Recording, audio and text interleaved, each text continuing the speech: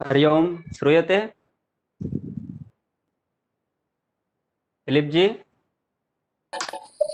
श्रूयते सर, श्रूयते श्रूयते। अस्तु अस्तु। आज से व्याख्यान मैं लूंगा। श्लोक श्लोक नंबर 35 कल कल पढ़ा दिया था सर ने। आज उससे आगे 36वां श्लोक हम पढ़ेंगे। दृश्यते?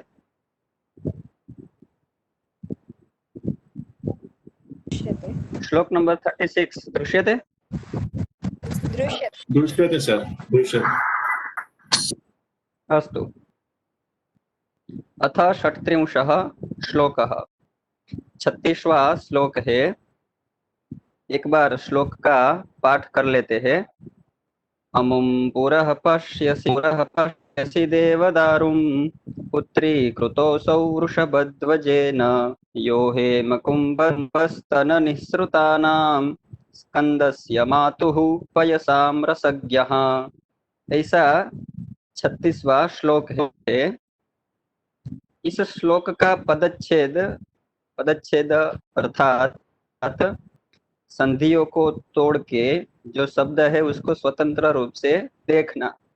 अमुं पुरः पश्यसि देवदारुं पुत्रीकृतः।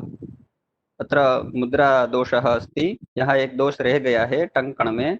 पुत्रीकृतः असौ वृषभध्वजेन।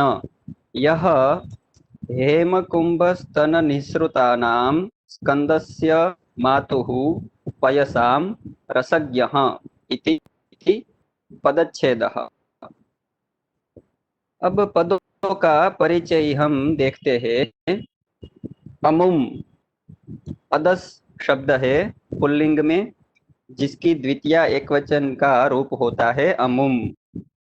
पुरः अव्ययम् अस्ति, अव्यय है। दृशिर प्रेक्षणे धातु है लट लकार मध्यम पुरुष एक वचन पश्यसि। देवदारुम ये उकारांत पुल्लिंग शब्द है देवदारुहु, उसकी द्वितीय विभक्ति एक वचन देवदारुम। पुत्रीकृतः ये अकारांत पुल्लिंग प्रथमा एक वचन का शब्द है। जैसे रामः वैसे पुत्रीकृतः। असौ शब्द है पुल्लिंग में प्रथमा विभक्ति एक वचन वृषभ ध्वजेन। ये शब्द अकारांत पुल्लिंग तृतीया या एक वचन में है।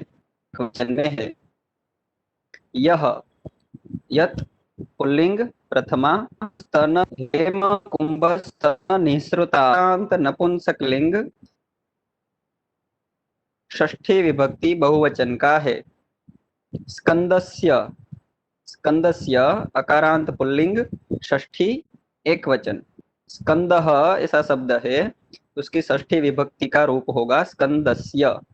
मातुः ये ऋकारांत शब्द है, मातृ ऐसा शब्द होगा। ऋकारांत स्त्रीलिंग में ये शब्द है षष्ठी विभक्ति एक वचन। पयसाम पयस ऐसा सकारांत शब्द है, नपुंसक लिंग में है, जिसकी षष्ठी विभक्ति बहुवचन पयसाम ऐसा रूप होता है। रसज्ञ ये शब्द भी अकारांत पुल्लिंग प्रथमा एक।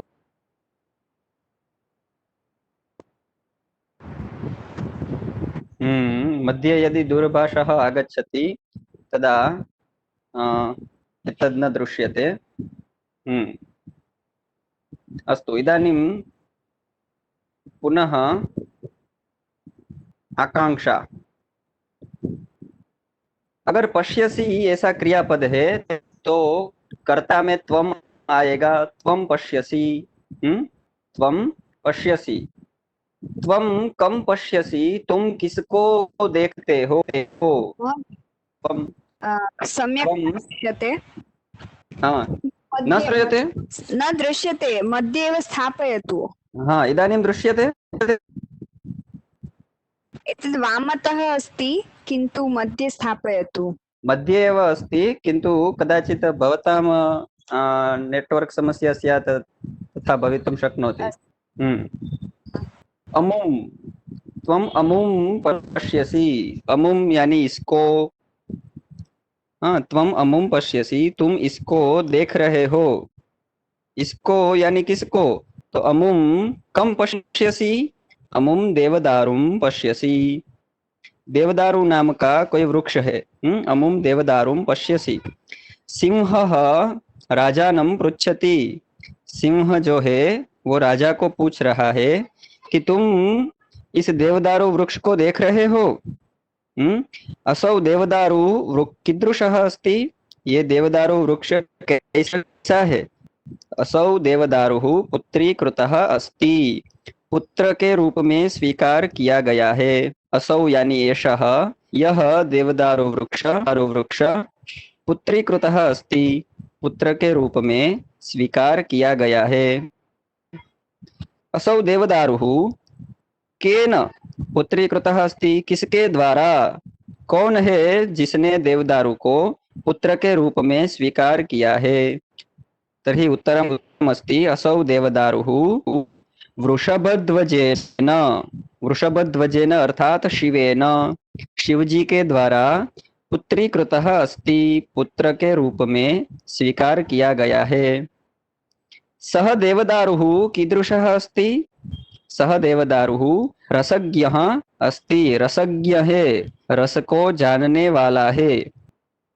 सः देवदारुः केषां रसज्ञः अस्ति?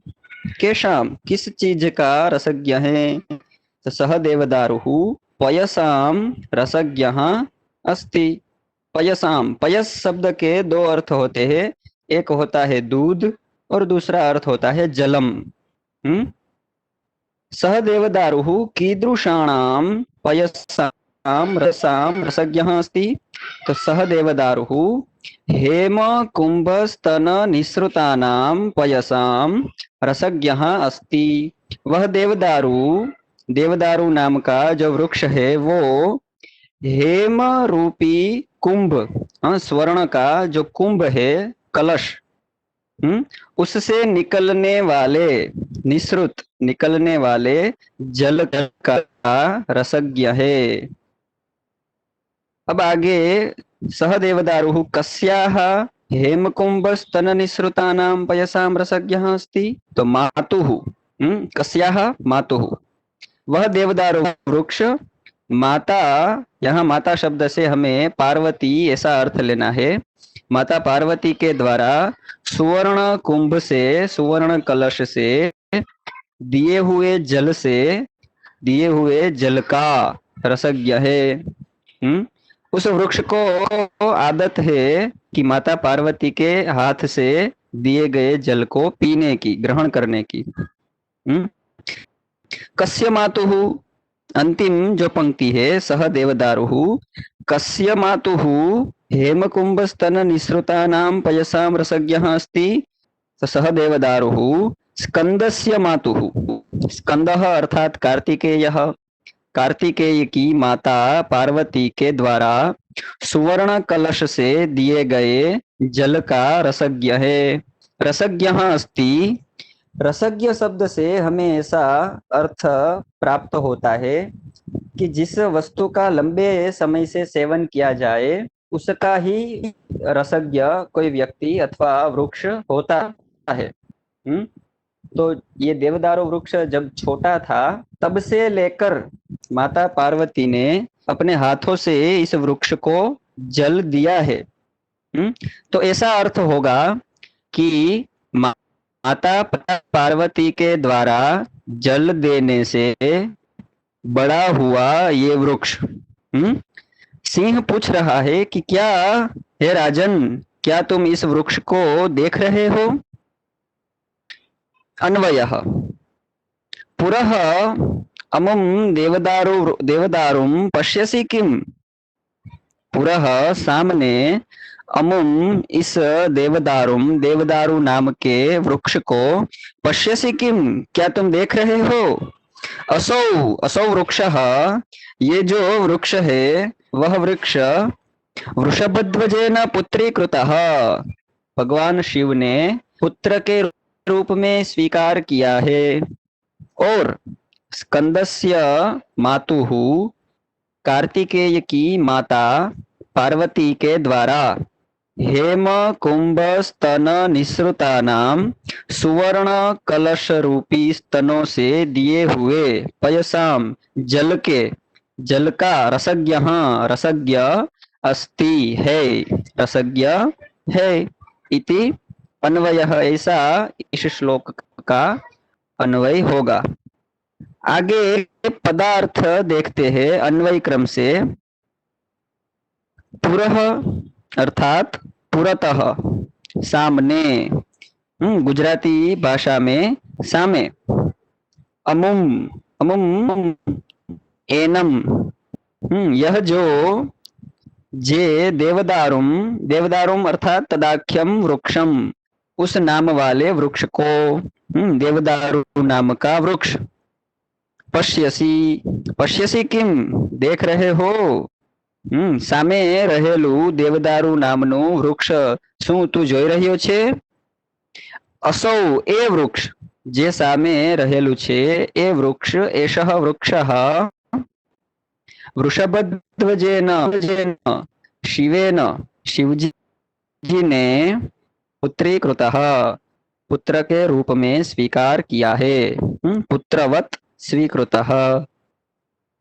और ये वृक्ष स्कंदस्य कार्तिकेयस्य, स्कंदस्य अर्थात कार्तिकेयस्य, उसका हिंदी होगा कार्तिकेय की मातुः, माता जनन्याः पार्वत्याः, माता पार्वती के द्वारा हेम कुंभ स्तन निसृतानाम अर्थात स्वर्ण कुंभस्य मुखात स्रवताम, सुवर्ण कुंभ के मुख से सींचे हुए, सुवर्ण कुंभ थी सींचेला, पयसाम जलानाम, जल से, पानी थी रसज्ञ संवर्धितः अस्ति, संवर्धित हुआ है। आ वृक्ष જે તું સામે જોઈ રહ્યો છે એ વૃક્ષને શિવજીએ પુત્રના રૂપમાં સ્વીકાર કર્યું છે, અને આ વૃક્ષ માતા પાર્વતી દ્વારા અપાયેલા જલથી संवर्धित થયું છે। माता पार्वती के द्वारा दिए हुए जल से यह वृक्ष संवर्धित हुआ है। अब इस श्लोक का हम भावार्थ देखते हैं। भावार्थः संस्कृतेन भावार्थः अस्ति पुरतः एनं देवदारु नामकं वृक्षं पश्यसि, सः वृक्षः शिवेन पुत्ररूपेण स्वीकृतः अस्ति, तथा सः वृक्षः स्कंदस्य मातुः पार्वत्याः सुवर्णकुंभेन सिंचितेन जलेन संवर्धितः अस्ति। यह जो सामने देवदारू नाम के वृक्ष को देख रहे हो, वह वृक्ष शिवजी के द्वारा पुत्र के रूप में स्वीकार किया गया है, तथा कार्तिकेय की माता पार्वती के द्वारा सुवर्ण कुंभ से सींचे हुए जल से संवर्धित हुआ है। गुजराती में अगर भावार्थ देखे तो आ सामे जे देवदारू नामनु वृक्ष देखाय छे ते शिवजी द्वारा पुत्रना रूपमां स्वीकारवामां आव्युं छे, तथा ते वृक्ष स्कंदनी कार्तिकेयनी माता पार्वती द्वारा सुवर्ण कलशथी सिंचेला पाणीथी संवर्धित थयुं छे। कहने का भाव ये है कि सामने जो वृक्ष है वो शिवजी ने पुत्र के रूप में स्वीकार किया है, और माता पार्वती का इस वृक्ष के साथ बहुत ही लगाव है, अत्यंत लगाव है। तो आगे सिंह क्या कहना चाहता है? सिंह के कहने का तात्पर्य यह है कि इस वृक्ष को संरक्षित करने के लिए आ वृक्षनी रक्षा करवा माटे, इस वृक्ष की रक्षा के लिए भगवान शिव ने मुझे यहाँ पर नियुक्त किया है, ऐसा इस श्लोक का भावार्थ होगा। इस श्लोक में जो व्याकरण के बिंदु है उसको थोड़े से देख लेते हैं। समास वृषभो ध्वजे यस्य असौ वृषभध्वजः। हाँ, वृषभध्वजः ऐसा अकारांत पुल्लिंग शब्द होगा, जैसे रामः वैसे वृषभध्वजः। वृषभः यानी बैल जिसके ध्वज में है। ऐसे ही भगवान विष्णु का नाम है गरुड़ ध्वज। गरुड़ ध्वजे यस्य सः गरुड़ ध्वजः। तो वृषभ जिसके ध्वज में है उसको वृषभ ध्वज कहेंगे। वृषभ ध्वजः तेन वृषभ ध्वजेन। बहुव्रीहि समासः, यहाँ पर बहुव्रीहि समास है। हेम कुंभ स्तन निसृतानाम, इस शब्द में हेमनः कुंभः, हेम कुंभः सुवर्ण का कुंभ। ऐसा पंचमी तत्पुरुष अथवा षष्ठी तत्पुरुष भी हो सकता है। हेम कुंभः एव स्तनः, हेम कुंभ स्तनः। तो यहाँ पे कर्मधारय समास हो सकता है। तस्मान् निसृतानि हेम कुंभ स्तन निसृतानि, तो ये बहुव्रीहि समास होगा। अथवा हेम कुंभ स्तन निसृतानाम, यहाँ लिखा ही है कर्मधारयः। यद्वा हम समास करना चाहे तो हेम कुंभो इव, ये अव्ययी उपमा के अर्थ में होता है। तो हेमकुंभ इव स्तनौ, हेमकुंभ स्तनौ, तो ये भी कर्मधारय होगा। ताभ्याम निर्गतानि तेषां वा समासो ज्ञेयः, यहाँ पर बहुव्रीहि समास ही है, लेकिन बहुव्रीहि समास भी विभक्तियों का समास होता है।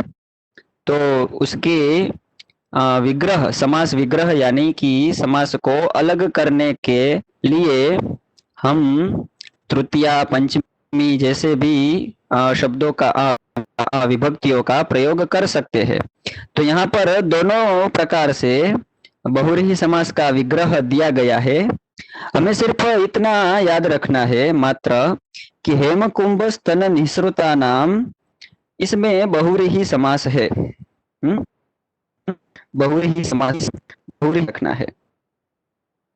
समास होते हैं, कभी अत्यंत समास वाला भी पद होता है शब्द। तो जहाँ अत्यधिक समास होते हैं वहां हमें समस्या होती है, लेकिन छोटे छोटे समासिक पदों को हम विग्रह कर सकते हैं। अब है संधि। पुत्री कृतोसौ, पुत्री कृतोसौ, यहाँ पर बीच में अवग्रह दिया है। तो डकार के रूप में हम देख सकते हैं। ड जैसा लिखना होता है, सिर्फ उसके ऊपर वाली रेखा नहीं होती। ऊपर जो रेखा होती है देवनागरी में, वो रेखा इसमें नहीं होती, उसको हम अवग्रह कहेंगे। तो पुत्री कृतोसौ, जहां पर अवग्रह है, अकार बाहर निकालेंगे। तो अवग्रह एक है तो एक अकार, अगर दो अवग्रह है तो आकार वहां से बाहर आएगा। में से पिछला शब्द जो है वो असौ ऐसा शब्द होगा। असौ। आगे अगर ओकार है, ओ देखिए पुत्री कृतो ओकार है, तो अवग्रह के आगे अगर ओकार है तो हम उस ओकार का विसर्ग कर देंगे। विसर्ग यानी दो बिंदु जो होते हैं जिसका हकार के समान उच्चारण होता है, उसको हम विसर्ग कहते हैं। तो अवग्रह के आगे के ओकार को हम कर देंगे विसर्ग, तो पुत्रीकृतः ऐसा शब्द होगा। अवग्रह एक है तो हमने उसको अकार कर दिया, तो पुत्रीकृतः असौ। पुत्रीकृतः असौ, ऐसी संधि यहाँ पर है। इस संधि को करने वाला सूत्र है एंगः पदान्तादति और पूर्व रूप एकादेशः। एंगः पदान्तादति ऐसे सूत्र से यह संधि हुआ है। हमें सिर्फ संधि अलग कैसे करना है ये देखना है यहाँ से। तो पुत्रीकृतः असौ, ऐसे संधि अलग होगी। अवग्रह के आगे ओकार है तो उस ओकार का हम कर देंगे विसर्ग। एक अवग्रह है तो एक अवग्रह को हम अकार के रूप में मानेंगे, अकार में ग्रहण करेंगे, तो पुत्रीकृतः असौ। छंदः पूर्ववत, इस सर्ग में अंतिम श्लोक तक, अंतिम श्लोक में छंद परिवर्तन होगा। कृदंतः, कृत अंते यस्य सह कृदंतः, जिसके अंदर अथवा अंत में कृत प्रत्यय रहते हैं उसको कृदंत कहेंगे। तो यहाँ पे कौन सा कृदंत है? पुत्रः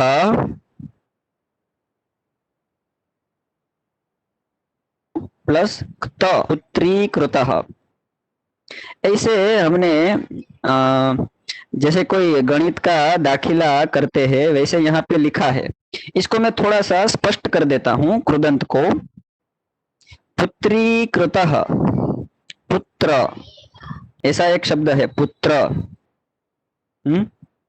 उसके आगे च्वी ऐसा लिखा है, पुत्र के आगे लिखा है च्वी। ये च्वी एक प्रकार का प्रत्यय ही है, च्वी प्रत्यय है। जो नहीं है उसको बनाने के लिए च्वी प्रत्यय का प्रयोग होता है। देखिए, देवदारू वृक्ष शिवजी का पुत्र नहीं है। देवदारू वृक्ष वास्तव में शिवजी का पुत्र नहीं है, लेकिन पुत्र नहीं है उसको पुत्र बना रहे हैं, पुत्र के रूप में स्वीकार कर रहे हैं। इसके लिए यहाँ पे च्वी प्रत्यय का प्रयोग किया। जहां पर च्वी होगा वहां पे क्रू अथवा भू धातु का प्रयोग होगा। तो यहाँ पे क्रू धातु का प्रयोग है, क्रू। तो क्रू, देखिए यहाँ पे लिखा है आगे पुत्र च्वी क्रू। अब आगे देखते हैं, जो नहीं है उसको बनाना। तो पुत्र नहीं है उसको पुत्र बना रहे हैं, पुत्र है। जो शब्द है उस शब्द में दीर्घ ईकार लगेगा, बड़े वाली इकार की मात्रा लगेगी। पुत्र नहीं है उसको पुत्र बनाना, तो पुत्रीकृतः। पात्र नहीं है, पात्र का अर्थ होगा योग्य। अगर कोई योग्य नहीं है उसे हम योग्य बनाते हैं तो पात्रीकृतः ऐसा रूप होगा। तो पुत्र नहीं है देवदारू वृक्ष, किंतु शिवजी ने पुत्र के रूप में ग्रहण किया है, इसीलिए यहाँ पे च्वी प्रयोग हुआ है। पुत्रीकृतः, पुत्रीकृतः में अंत में क्त प्रत्यय हुआ, तो क्त प्रत्यय और इसको मिला के भूत कृदंत होगा, पुत्रीकृतः। और अंत में है अलंकार। इस श्लोक में कौन सा अलंकार है? तो दो तरह से अलंकार हम देखते हैं। पहले लिखा है हेम कुंभौ इव स्तनौ, तो यहाँ पे धर्म लुप्तोपमा होगी। धर्म लुप्तोपमा उपमा का ही एक प्रकार है। उपमा के बहुत सारे प्रकार है, उसमें मुख्य दो प्रकार, पूर्ण उपमा और लुप्ता उपमा, लुप्तोपमा। जहाँ पे उपमा के सभी तत्व हो उसको पूर्ण कहेंगे। जहाँ पे उपमा के सारे तत्वों में से एक, दो अथवा तीन तत्व नहीं है तो उसको लुप्तोपमा कहेंगे। तो यहाँ देखिए, हेम कुंभौ इव स्तनौ, तीन चीजें है। साधारण धर्म यहाँ पे नहीं है, इसीलिए धर्म लुप्तोपमा है। अथवा हेमकुंभ एव स्तनः, ऐसा हम मानते हैं तो रूपक अलंकार भी हो सकता है। हेम कुंभ रूपी स्तन, ऐसा भी अगर कहे तो रूपक अलंकार है। किंतु एवं संशय सती, यहाँ उपमा माना जाए अथवा रूपक माना जाए, ये संशय है, शंका है, क्योंकि कालिदास ने, हाँ, महाकवि कालिदास ने हेमकुंभ स्तन निसृतानाम ऐसा लिखा है। अलग करके लिखा होता समझ पाते कि उपमा के अर्थ में है अथवा रूपक के अर्थ में है, लेकिन यहाँ अलग करके नहीं लिखा है। तो हेम कुंभ स्तन निसृतानाम में उपमा अथवा रूपक, ये दोनों अलंकार में संशय होने के कारण संदेह संकर अलंकार, यहाँ पे संदेह संकर नाम का अलंकार बनता है। अब इसका लक्षण क्या है? तो सामान्य लक्षण ये होगा, य, य, कः अलंकारः इति संदेहः यत्र भवति, जहां हमें संदेह हो कि यहाँ कौन सा अलंकार है, उपमा है या रूपक है, ऐसा संदेह हुआ, तो तत्र संदेह संकरः अलंकारः भवति, संदेह संकर नाम का अलंकार होगा। तो अत्र अस्माकं एषः 36 श्लोकः समाप्तः भवति। 36वां श्लोक यहाँ पे समाप्त होता है। इसकी संजीवनी टीका भी हम देख सकते हैं, जो महामहोपाध्याय मल्लिनाथ द्वारा विरचित है, और ये 36 श्लोकः अत्र समाप्तः। यह श्लोक इतना महत्वपूर्ण नहीं है, इसलिए किंचित शीघ्रं गताः वयम्। अब थोड़ा आगे का श्लोक हम देखते हैं।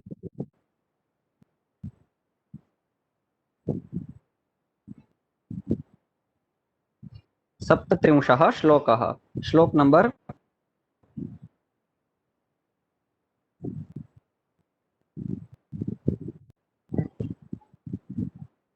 37। ये श्लोक थोड़ा महत्वपूर्ण है, एक बार इसका पाठ कर लेते हैं श्लोक का।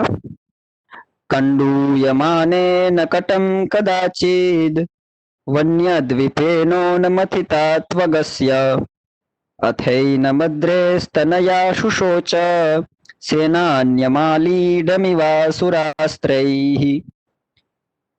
दृश्यते खलु अयं श्लोकः? जी देखाय छे। अस्तु, अब इसका पदच्छेद तो यहाँ पे दिया ही है। कंडूयमानेन कटम कदाचित वन्यद्वीपेन उन्मथिता त्वक् अस्य अथ एनम् अद्रेः तनया शुशोच सेनान्यम् आलीढम् इव असुरास्त्रैः। ऐसा इस श्लोक का पदच्छेद होगा। कंडूयमानेन, वन्यद्वीपेन, ये दोनों शब्द हम देखते हैं समान लग रहे हैं। कंडूयमानेन, वन्यद्वीपेन, तृतीया विभक्ति में है। तो ये दोनों शब्द आगे हम देखेंगे पद परिचय में। माइक बंद करी दो।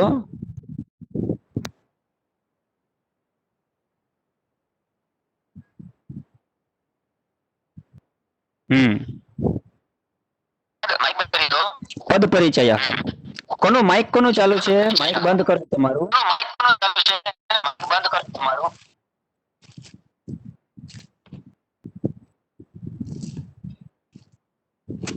हाँ, अत्र दृष्टवान् अहम्। अस्तु, पद परिचय देख लेते हैं पहले।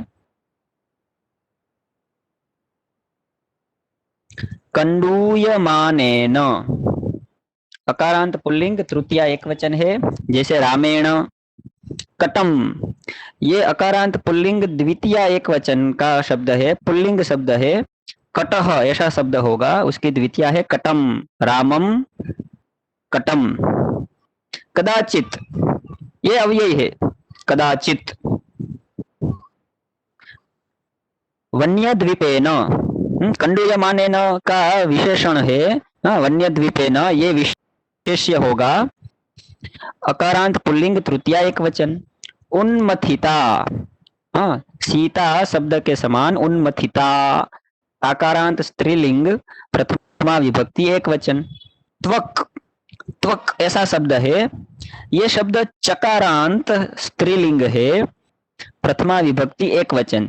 जैसे रुक, ऋग्वेद की ऋक ऐसा शब्द है, रुक रुचौ रुचः, वैसे त्वक त्वचौ त्वचः।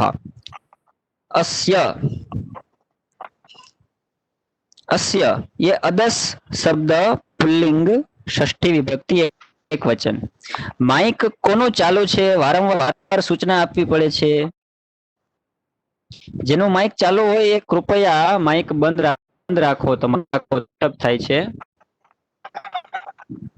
શહ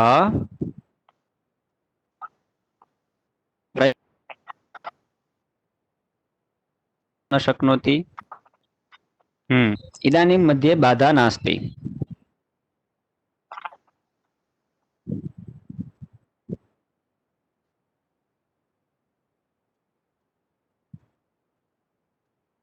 चकारांत स्त्रीलिंग प्रथमा विभक्ति। अरे माइक बंद कीजिए, आपका जो माइक चालू है वो बंद कीजिए, बीच बीच में हमें यहाँ डिस्टर्ब हो रहा है, माइक बंद कीजिए।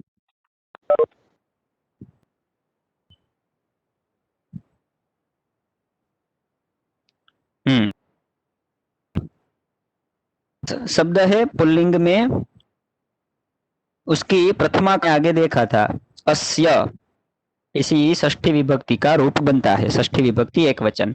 अथ, ये अव्यय है, अव्ययम अस्ति। एनम, एतत् शब्द पुल्लिंग का है, उसकी द्वितीया विभक्ति एकवचन।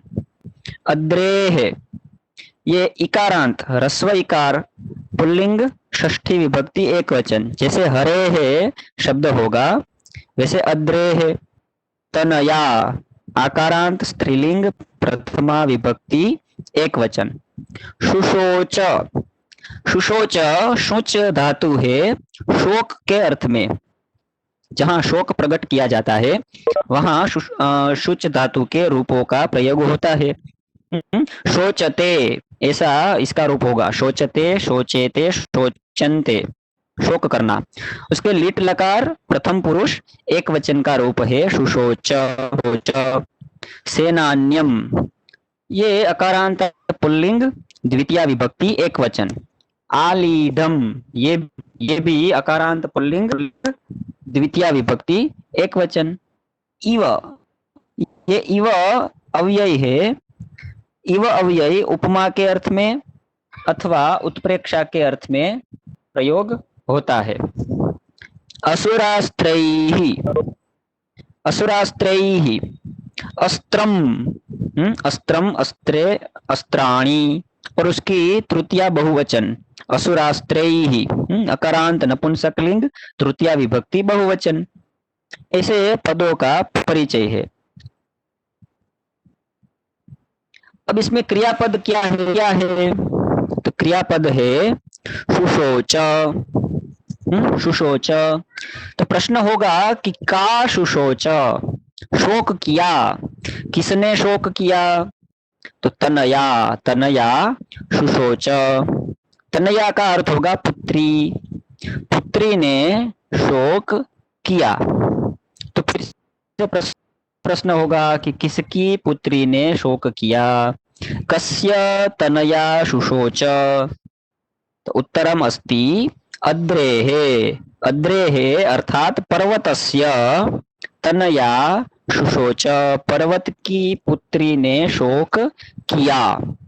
अद्रेः तनया, अद्रेः तनया पर्वत की पुत्री ने कम शुशोच, किसका शोक किया? तो अद्रेह तनया एनम, एनम अर्थात इसका, इसका अर्थात किसका? तो काउंस में हमने लिखा है देवदारुम, देवदारू वृक्ष का शोक किया। अब देवदारू वृक्ष का शोक किया कैसे?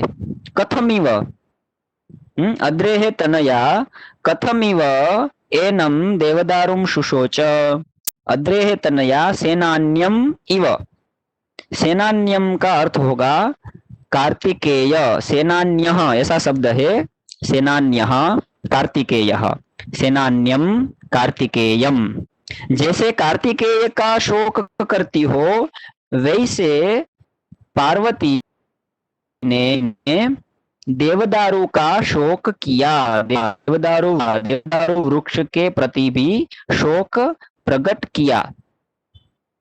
अद्रेहरम सेनान्यम इव एनम देवदारुम शुशोच, शोक करने के लिए कारण होना चाहिए, कारण के बिना तो शोक नहीं होता। तो कीदृशम सेनान्यम, हमने आगे कहा कि कार्तिकेय का शोक करे वैसे ही पार्वती ने देवदारू वृक्ष का शोक किया। तो कीदृशम सेनान्यम, कैसे कार्तिकेय का शोक हो? तो कहा कि आलीढम, अद्रेह तनया आलीढम सेनान्यम इव,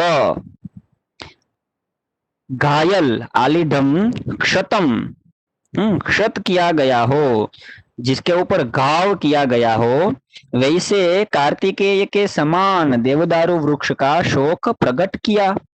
अद्रेह तनया कैहि आलीढम सेनान्यम इव एनम देवदारुम शुशोच, पर्वत की पुत्री ने किसके द्वारा घायल किए हुए कार्तिकेय के समान देवदारू का शोक प्रकट किया? तो कहा कि असुरास्त्रैहि, असुरों ने जैसे अस्त्रों से कार्तिकेय को घायल किया हो और तब जैसा शोक पार्वती को हो वैसा ही शोक पार्वती को देवदारू के विषय में हुआ। किमर्थम, देवदारू वृक्ष पार्वती को अत्यंत प्रिय था और पार्वती को शोक क्यों हुआ? किमर्थम, किमर्थम शुशोच? तो उन्मथिता, उन्मथिता, अतः अद्रेह तनया, अतः उस कारण शुशोच शोक किया, पार्वती ने उस कारण शोक किया। उन्मथिता, उन्मथिता का अर्थ होगा घिस लिया, घिसा, अथवा खींच लिया, निकाल लिया, उस कारण का उन्मथिता, क्या निकाल लिया? तो कहे कि त्वक, चमड़ी, वृक्ष की खाल, त्वक का अर्थ होगा खाल, चमड़ी, चमड़ी निकाल ली, इसलिए पार्वती को अपने पुत्र को घाव हुआ हो ऐसा शोक हुआ। आगे कहते हैं कस्य त्वक उन्मथिता, किसकी चमड़ी निकाल ली? तो अस्य, अस्य किसकी? अस्य कस्य? देवदारो हो, देवदारू वृक्षस्य, देवदारू वृक्ष की चमड़ी निकाल ली, इसलिए पार्वती को शोक हुआ। अब देवदारू वृक्ष की चमड़ी किसने निकाली? केन अस्य देवदारो हो त्वक उन्मथिता वन्य द्वीपेन, वन्य यानी जंगली, द्वीपः, द्वीपः अर्थात हाथी, द्वीपः हाथी, हाथी, जंगली हाथी ने इस देवदारू वृक्ष की चमड़ी निकाल ली घिसने से, इसलिए पार्वती को शोक हुआ। कीदृशेण वन्यद्वीपेन, यह वन्यद्वीप कैसा था? कैसे जंगली हाथी ने देवदारू वृक्ष की चमड़ी को, खाल को निकाला? तो कहते हैं कंडूयमानेन, कंडूयमानेन खुजलाते हुए, खुजलाने के अर्थ में कंडू धातु है, कंडूयमानेन खुजलाते हुए हाथी ने, जंगली हाथी ने इस देवदारू वृक्ष की चमड़ी को निकाल लिया। हाँ, हाथी खुजला रहा था और खुजलाने से इस देवदारू वृक्ष की चमड़ी को, खाल को निकाल लिया। तो इस देवदारू वृक्ष की खाल निकलने से पार्वती को उतना ही दुख हुआ, उतना ही शोक हुआ कि जैसे अपने पुत्र कार्तिकेय की चमड़ी निकल गई हो, कार्तिकेय को असुरों ने अस्त्रों से क्षत किया हो, घायल किया हो। एक वृक्ष के प्रति पार्वती का प्रेम यहाँ वर्णन किया गया है। किम कंडूयमाने न, अब हाथी, जंगली हाथी खुजला रहा था। क्या पैर खुजला रहा था, सूंड अपनी खुजला रहा था क्या? तो यहाँ लिखा है कटम, कटम कंडूयमाने न। कटम अर्थात कपोल, गाल। हाथी अपने कपोल भाग को, गाल को खुजला रहा था और खुजलाने से इस वृक्ष की चमड़ी निकल गई। तो इस चमड़ी के निकलने से पार्वती को उतना ही दुख हुआ जितना दुख अपने पुत्र के ऊपर गाव करने से होता है। कदा, तो लिखा है कदाचित, एक बार। इदानीम अन्वयम पठामः। कदाचित, एक बार, कटम कंडूयमानेन वन्यद्वीपेन, अपने गाल को खुजला रहे एक हाथी ने, जंगली हाथी ने, अस्य अर्थात देवदारू वृक्ष की त्वक उन्मथिता, चमड़ी निकाल ली।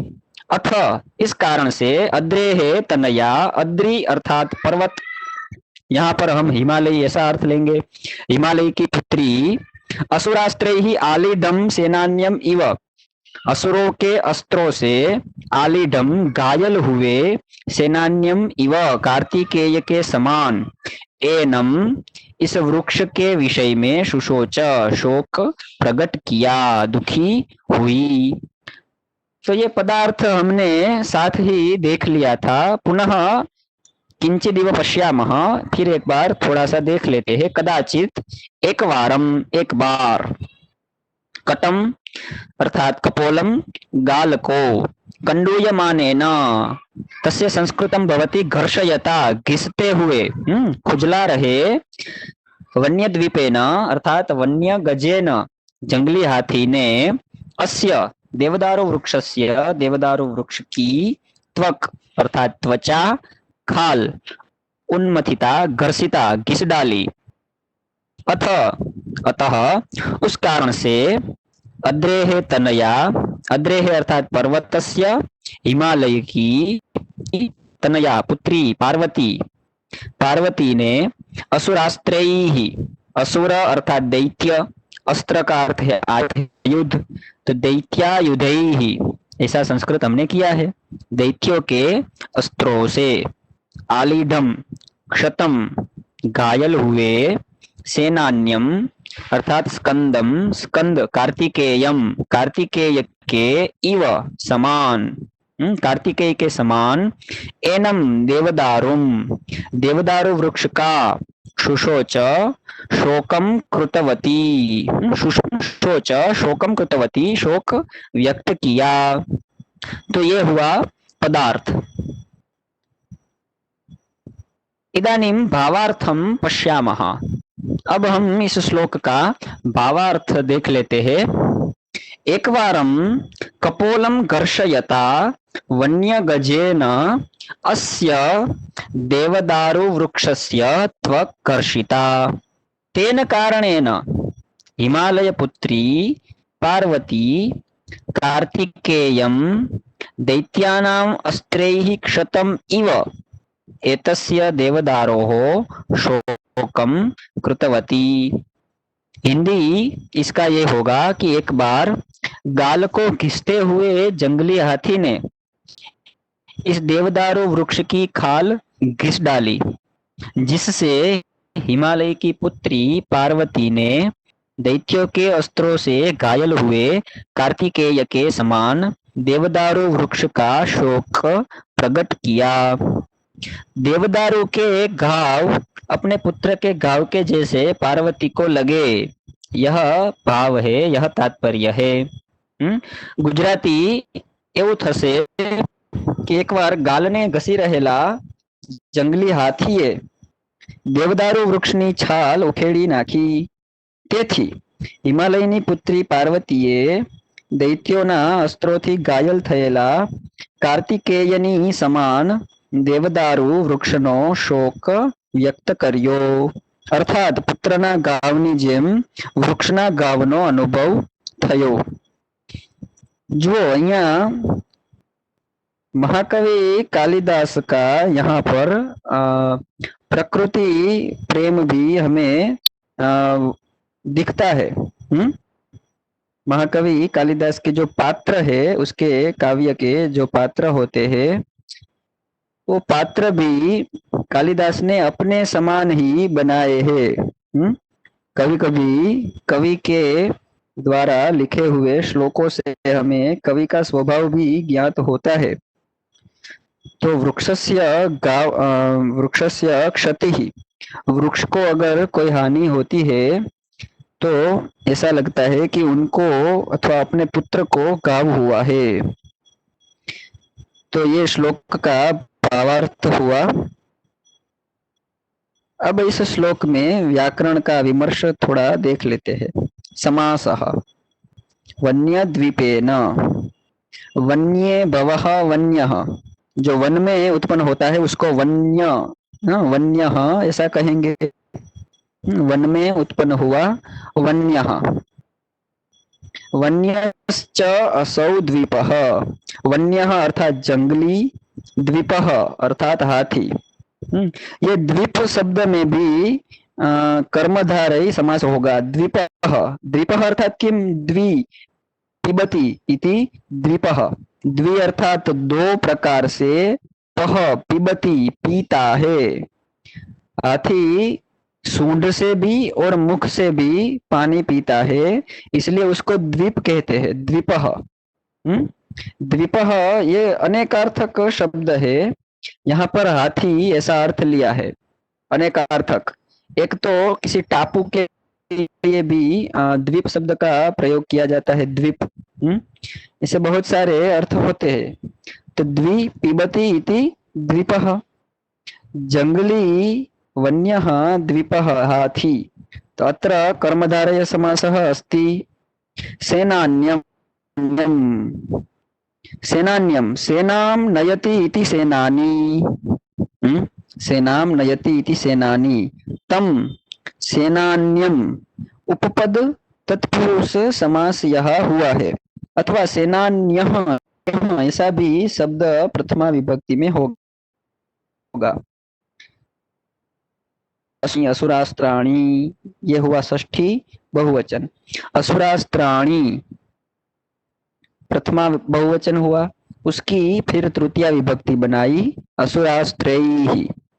तो यहाँ भी षष्ठी तत्पुरुष समास हुआ.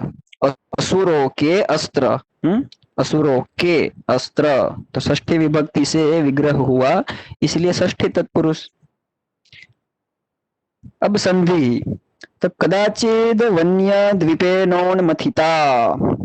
तो यहाँ पे कदाचित वन्य द्वीपेन उन्मथिता. पहले तो यहाँ जलाम जशोन्ते इस सूत्र से जष्ट्व संधि हुई. हाँ, तकार का दकार हुआ. कदाचित वन्य द्वीपेन, कदाचित वन्य द्वीपेन, तकार का हुआ दकार व है, इसलिए त का द हो गया. कदाचिद वन्य द्वीपेन उन्मथिताम, उन्मथिता.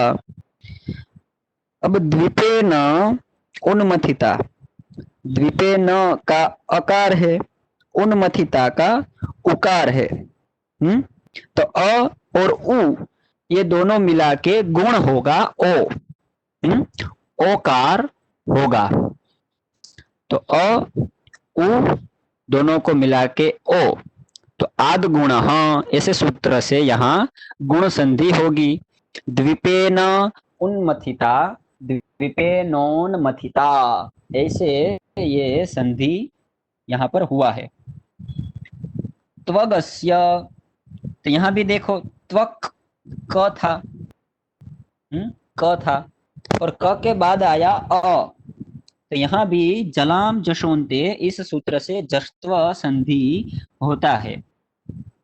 त्वक अस्य, इस सूत्र से, हाँ, जलाम जशोन्ते, इस सूत्र से जष्ट्व संधि हुआ है। त्वगस्य, अथैन मद्रे स्तनया, ऐसा शब्द है, अथैन मद्रे स्तनया। तो पहले तो हम पहला संधि देखते हैं, अथ एनम, इन दो शब्दों को। अथ, अथ के अंत में क्या है? अकार। अथ, हम जो लंबा बोलते हैं और जो स्वर रह जाता है वो उसका अंत होगा। जैसे राम बोलते हैं तो वो अकारांत हुआ, सीता ऐसा बोलते हैं तो वो आकारांत हुआ, वैसे ये अथ तो ये अकारांत है। अकार और उसके आगे है ए। अ और ए, इन दोनों की वृद्धि होगी, इन दोनों को मिला के ऐकार होगा, वृद्धिरादैच, ऐसा सूत्र है। वृद्धि रेची, हाँ क्षम्यताम, वृद्धि रेची, ये सूत्र से अकार और एकार का हुआ ऐ। तो अथैनम, अथ एनम, ये दोनों में वृद्धि संधि होकर अथैनम। अथैनम अद्रेह, अथैनम, ये एक संधि हमने बना दिया, आगे का शब्द है अद्रेह। तो अथैनम अद्रेह, म हलंत है, हलंत का अर्थ होगा आधा म, अथैनम, और आगे अकार है। हलंत म और अकार, ये दोनों को वर्ण सम्मेलन करने से अथैनम अद्रेह, मकार पूरा हो जाएगा, आधा मकार पूर्ण होगा, अथैनम अद्रेह, ऐसा रूप बनेगा। तो अथैनम अद्रेह तनया। अब अंतिम शब्द को हम जोड़ेंगे उसके साथ। तो अथैनम अद्रेह विसर्ग था, अद्रेह, जिसका उच्चारण हकार के समान होता है उसको हम विसर्ग कहेंगे, अद्रेह। तनया, विसर्ग के बाद तकार है, विसर्ग के बाद तकार है, तो यहाँ सकार हो गया विसर्ग का, अद्रेह तनया, इन दोनों को मिला के क्या हुआ? अद्रेस्तनया, विसर्जनीयस्य सह, ऐसा सूत्र है। विसर्जनीयस्य सह, विसर्जनीय का अर्थ होगा विसर्ग, और विसर्ग का क्या होगा? सह, सकार होगा। कहाँ पर? तो पीछे तकार है, तो विसर्ग का हुआ स, तो ये पूरा संधि हो गया, अथैनम अद्रेस्तनया। अथ एनम, अकार और एकार को मिला के ए हुआ, अथैनम। मकार और अकार को मिला के पूरा मकार हुआ, अथैनम अद्रेह। अद्रेह का विसर्ग और तनया, इन दोनों को मिला के अद्रेस्तनया। अब पूरा संधि हो गया, अथैनम अद्रेस्तनया। अब आगे का संधि है सेनान्यमालीढमिवासुरास्त्रैः, सेनान्यम आलीढम इव। देखिए इन तीनों में तो सेनान्यम के पीछे मकार है, हलंत मकार, आधा मकार है, उसके आगे आकार है, तो सेनान्यम आलीढम, ये दोनों का मकार का आकार आ हो जाएगा, सेनान्यमालीढम, सेनान्यमालीढम। अब आलीढम के पीछे भी हलंत मकार है, अर्ध मकार है, और आगे का स्वर है ई, रस्व इकार। तो मकार जो आधा है उसको हम रस्व मी कर देंगे, तो क्या हो जाएगा? आलीढमिव, सेनान्यम आलीढमिव, ऐसा हो जाएगा। अब इव के अंत में अकार है, इव अकार हुआ, और आगे असुरास्त्रैहि, असुरास्त्रैहि, असुरास्त्रैहि का अकार है, तो इव का अकार, असुरास्त्रैहि का अकार, अ प्लस अ मिलाकर हुआ आ, अ प्लस अ मिला के आ हुआ, तो इवासुरास्त्रैहि, ऐसे संधि होगा। अब चारों शब्दों को मिला के सेनान्यमालीडमिवासुरास्त्रैः, ऐसा संधि बना। इव का अकार, असुर का अकार, ये दोनों अकार को मिला के आकार होता है। दो अकार का आकार होता है, ऐसा किस सूत्र से जानते? तो कहा है कि अकह सवर्णे दीर्घः। पाणिनि ने ऐसा सूत्र दिया है, अकह सवर्णे दीर्घः। तो यहाँ पे सवर्ण दीर्घ संधि अथवा तो उसका दूसरा नाम है दीर्घ संधि ही, दीर्घ संधि होगा। अकार और अकार मिला के आकार।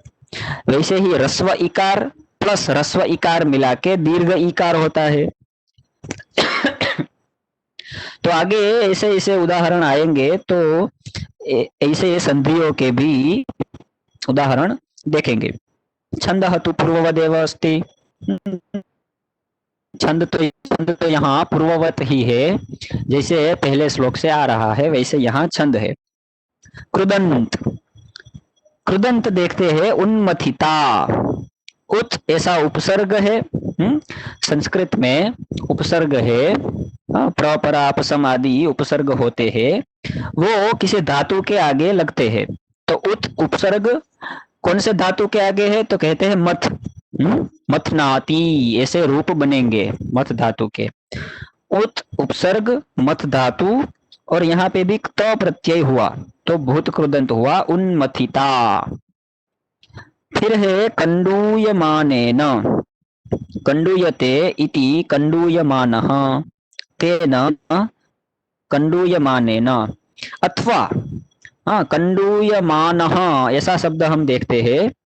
अकारांत पुल्लिंग शब्द के रूप प्रायः लगभग हमें आते होंगे, जैसे रामः, रामौ, रामाः, तो उसकी त्रुटियां होगी रामेण, रामेण। तो यहाँ कंडूयमानः ऐसा शब्द है, उसकी त्रुटियां हुई कंडूयमानेन। यहाँ पे शानच ऐसा एक प्रत्यय है, शानच प्रत्यय, कंडूयमानः, शानच का शकार निकल जाएगा, पीछे का चकार निकल जाएगा, तो आन ये दोनों बचेंगे। हाँ, शानच ये प्रत्यय में से मात्र आन ऐसा बाकी रहेगा। तो कंडूयमान ऐसा शब्द बना, कंडूयमान। खुजलाते हुए, वर्तमान कृदंत होगा यहाँ पे। यहाँ लिखा नहीं है भूत कृदंत, ये लिखा है उन्मथिता, लेकिन कंडूयमान ऐसे शब्द के अंदर वर्तमान कृदंत बनता है शानच।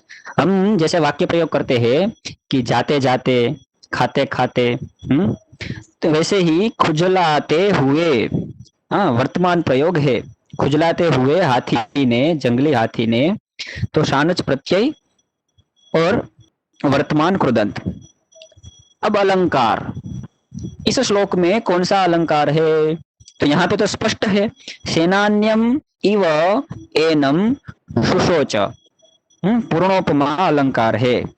उपमा अलंकार के चारों तत्व, उपमान, उपमेय, उपमावाचक शब्द और साधारण धर्म, ये सब यहाँ पर उपस्थित है, इसलिए यहाँ पूर्ण उपमा अलंकार हुआ। और लक्षणम पूर्वम उक्तम साधर्म्यम उपमा भेदे, ऐसा लक्षण आगे दिया गया था। व्याकरणम, शुच शोके धातु, परस्मैपदी धातु है भवादिगण का। शोचती ऐसे रूप हो गए, शोचती, शोचतः शोचंती, विधिर्लिंग में शोचेत, लुट भविष्यत काल में शोचिष्यति, लुट अनद्यतन भविष्य काल में शोचिता, शोचितारो वैसे रूप हो गए। आशीर्लिंग में शुच्यात, लुंग लकार में अशोचिष्यत, लुंग लकार में अशोचित, लंग लकार में अशोचत, लोट लकार में शोचतु, शोचतात। और लिट लकार जो यहाँ प्रयोग हुआ है, शुशोच, शुशुचतुः, शुशुचुः, शुशोचिथ, शुशुचतुः, शुशुच, शुशोच, शुशुचिव, शुशुचिम, यह सिर्फ आपकी जानकारी के लिए ही व्याकरणम दिया गया है। और अंत में है संजीवनी टीका। देखिए यहाँ पे कदाचित कटम कपोलम कंडूयमानेन घर्षयता, और जो मैंने बात की थी कंडवादिभ्यो यक इति यक ततः शानच, हाँ यहाँ शानच प्रत्यय हुआ, कंडूयमानः ऐसा शब्द बना।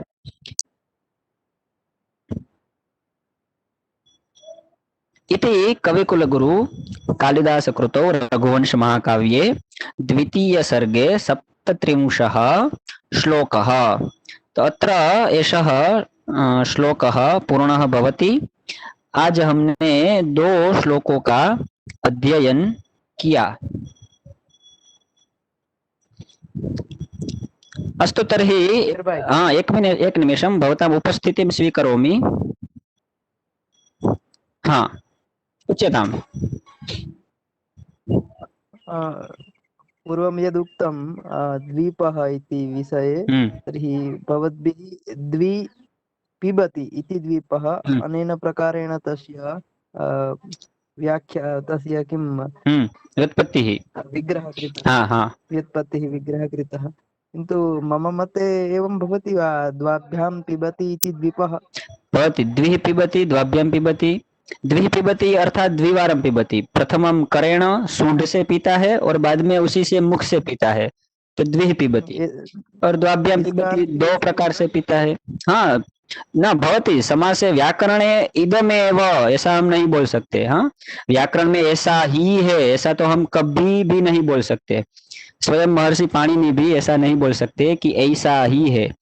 हाँ जी हाँ द्वाभ्यां पिबति इति भवितुम् अर्हति वा? अर्हति अर्हति, सर्वं व्याकरणे सर्वम् अर्हति, तथा इदमेव अस्ति इति न अर्हति। हाँ व्याकरण में सब संभव है और ऐसा ही है ये संभव नहीं है। जी हाँ एकम उदाहरणम् अस्ति। हाँ बोलिए।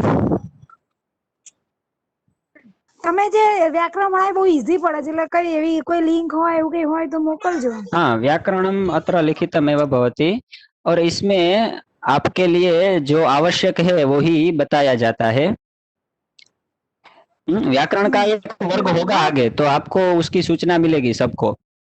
अस्तु, तो यहाँ पे हम समाप्त करते हैं। सभी को नमस्ते, कल मिलेंगे। जय सोमनाथ।